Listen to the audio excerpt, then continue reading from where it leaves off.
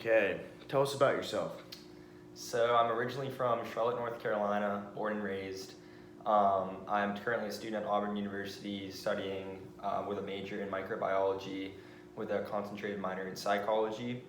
Over my past 3 summers here at Auburn, I've had some pretty amazing opportunities to job shadow multiple different fields of doctors, ranging from physician assistants in orthopedic pediatrics to emergency room doctors to different types of nurses, and also had an opportunity to volunteer at an underserved clinic in Monroe County, which is close to my hometown. Outside of academics, I really enjoy going to the lake with friends and family, saltwater fishing, as well as freshwater fishing. And I think with my microbiology degree, as well as my psychology minor, I have a strong interest in the medical field. But I also want to combine this with my other passion for the business aspect of the medical field.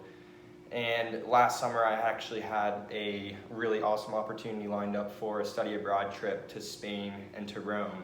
But unfortunately, due to the global pandemic, that obviously ended up getting canceled. But as disheartened as I am that ended up getting canceled and I didn't have the opportunity to receive a business minor abroad, I'm still looking forward to learning about and experiencing that in the career field. Why do you want this position?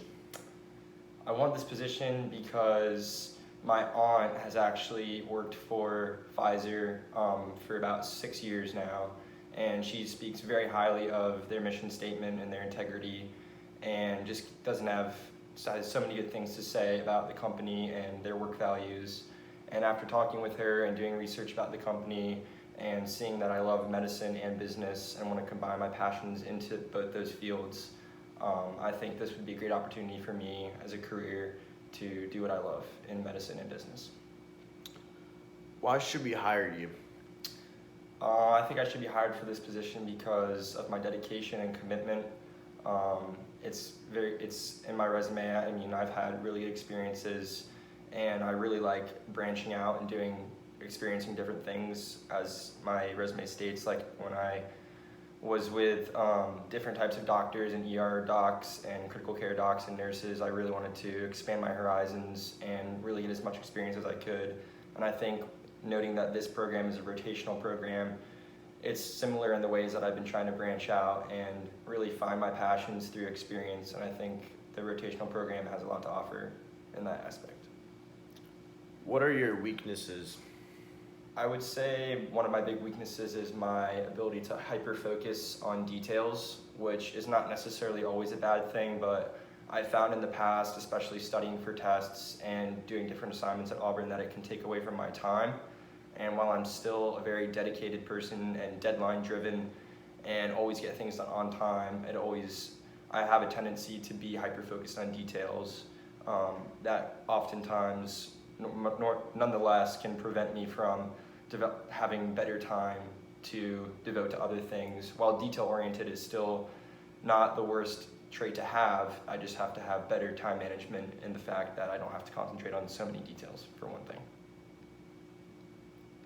How would your coworkers/peers describe you?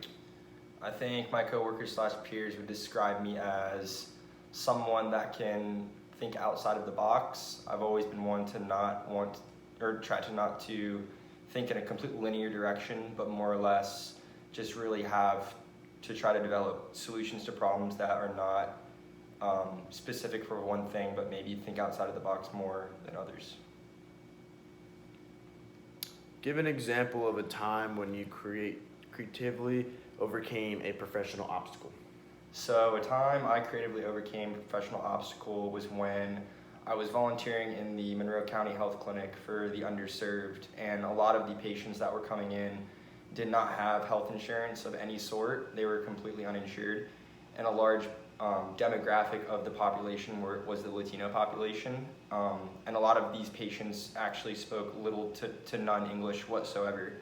And my role as the volunteer was the front desk man, so I was mostly focusing on scheduling appointments and talking to patients and answering questions, scheduling future appointments, and really just doing anything I can in the role to assist the doctors and the nurses while they were doing their jobs. And I was the person that was really helping them man the desk. But at the same time, because of the language barrier, as I don't speak any Spanish myself, I found the role very challenging at first, and really relied on the one translator that was there very heavily.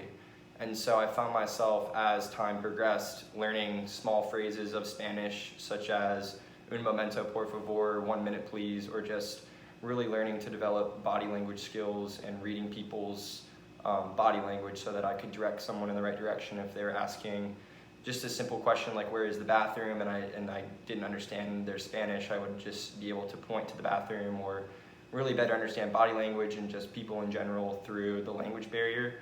And over time, I think I got more confident in myself to not only breach that language barrier more than I had in the beginning, but also be more comfortable talking to people, not only people, strangers, but also people that I didn't have a relationship with through language. Awesome. Thank you for participating. Thank you.